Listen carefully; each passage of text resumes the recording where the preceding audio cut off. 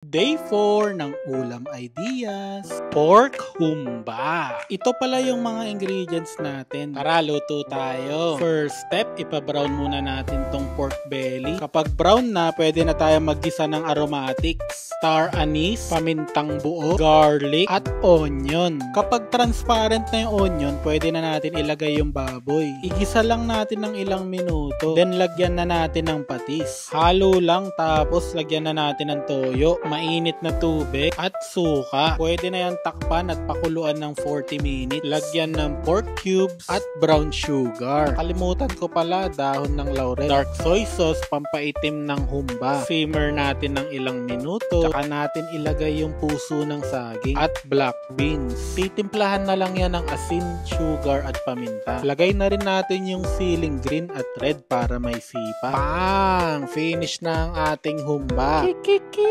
Ubus talaga pati kanin ng kapitbahay dito. O alam nyo na yung costing at ingredients nasa baba. Tara, kainan na.